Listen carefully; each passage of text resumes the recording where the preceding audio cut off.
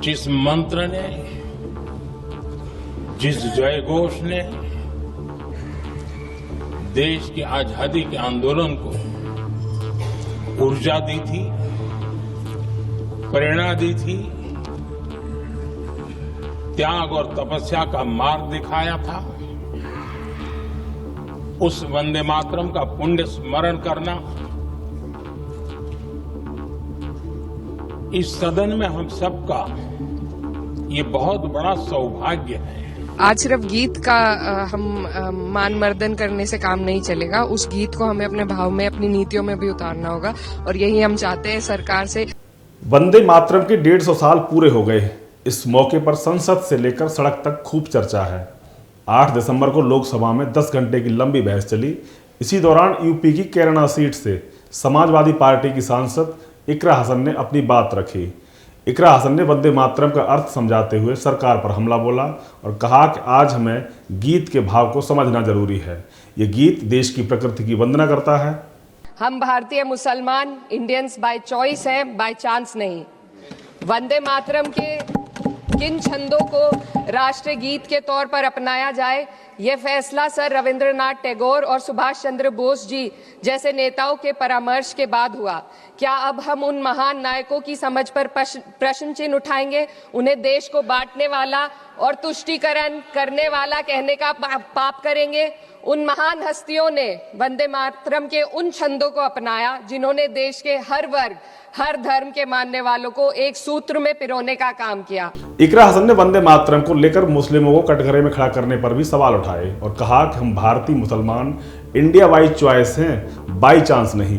वंदे मातरम के किन छंदों को अपनाया जाए, ये फैसला नेताजी सुभाष चंद्र बोस और गुरु रविंद्रनाथ टैगोर के परामर्श से हुआ था। क्या अब हम उन महान नायकों की समझ पर सवाल उठाएंगे? आज हमें वंदे मातरम के असली भाव को समझना जरूरी है।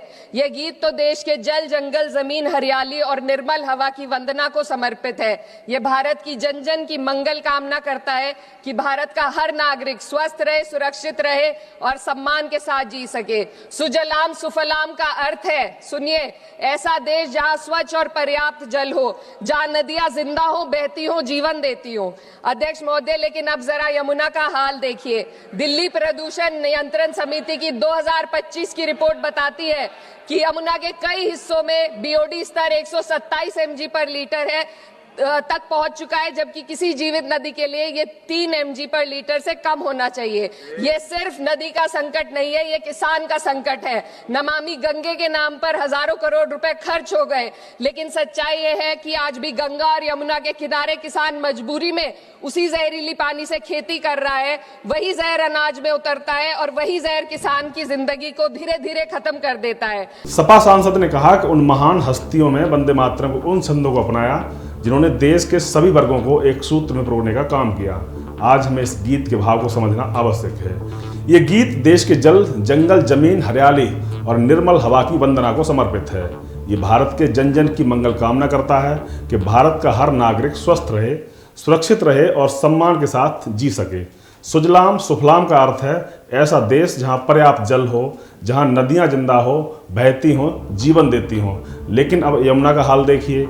दिल्ली प्रदूषण समिति 2025 की रिपोर्ट बताती है कि यमुना के कई हिस्सों में बीओडी स्तर 127 mg के स्तर पर पहुंच चुका है, जबकि जीवित नदियों के लिए सिर्फ 3 mg प्रति लीटर होना चाहिए था।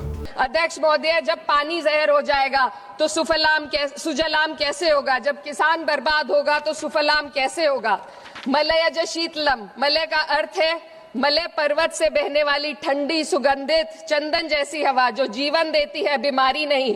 आज मैं इस सदन से पूछना चाहती हूँ, क्या आज के भारत की हवा मलयज शीतलम है? नहीं अध्यक्ष जी, बस संसद से बाहर कदम रखिए, एक गहरी सांस लीजिए। ये चंदन की महक नहीं, ये जहर है जो आपके हमारे फेफड़ों में उतर रहा है। दुनिया के 20 सबसे प्रदूषित शहरों में से 13 भारत में है।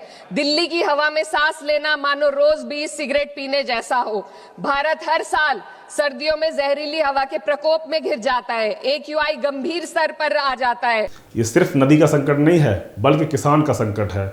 नमामि गंगे के नाम पर करोड़ों रुपए खर्च हो गए, लेकिन सच्चाई ये है कि आज किसान मजबूरी में गंगा और यमुना किनारे उसी जहरीले पानी में खेती कर रहा है। जब पानी जहर हो जाएगा तो सुफलाम कैसे होगा। मलयज शीतलाम में मलयज का अर्थ है मलय पर्वत से बहने वाली ठंडी सुगंधित हवा जो जीवन देती है, बीमारी नहीं। क्या आज के भारत की हवा मलयज शीतलाम है? बस संसद से बाहर कदम रखिए, एक गहरी सांस लीजिए। ये हवा नहीं है, ये जहर है जो आपके हमारे फेफड़ों में उतर रहा है। हम वो देश हैं जहां सरकार प्रकृति पर बने गीत का मान मर्दन तो करती है, पर उसी प्रकृति, जंगल, हवा, पेड़ को बचाने वाले कानूनों को धीरे धीरे खुद ही खत्म कर रही है। ये है आज के हमारे मलयज शीतलम की अफसोसजनक सच्चाई। अगर हम हवा को साफ नहीं कर पाए तो न सुजलाम बचेगा न सुफलाम बचेगा। माननीय अध्यक्ष महोदया, सस्य श्यामलम का अर्थ है ऐसा देश जहां उपजाऊ जमीन हो, जहां खेत फसल से भरे हो और किसान कर्ज और निराशा में न डूबा हो। आज किसान सिर्फ मौसम से नहीं लड़ रहा, वह प्रदूषण, नीतियों की बेरुखी और सिस्टम की नाइंसाफी से लड़ रहा है। हम वो देश हैं जो देश प्रकृति की वंदना तो करता है, लेकिन उसकी प्रकृति के जंगल, हवा, पेड़ को बचाने के वाले कानून को खुद ही खत्म कर रहा है। अगर हम हवा को साफ नहीं कर पाए तो न सुजलाम बचेगा न सुफलाम बचेगा।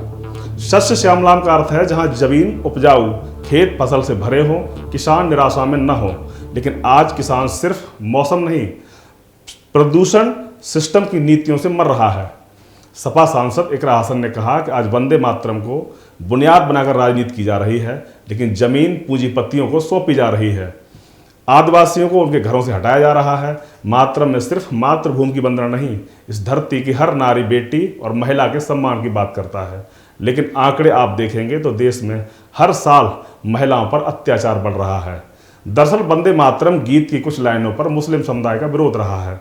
इसी को लेकर समय समय पर विवाद होता रहा है। अब वंदे मातरम गीत के 150 साल पूरे हो गए तो फिर से चर्चा है। ऐसे में संसद में इकरा हसन ने जो विचार रखे उस पर भी सरकार को सोचना चाहिए। बाकी इस खबर पर आप क्या सोचते हैं, हमें कमेंट बॉक्स में ज़रूर बताएं। नमस्कार।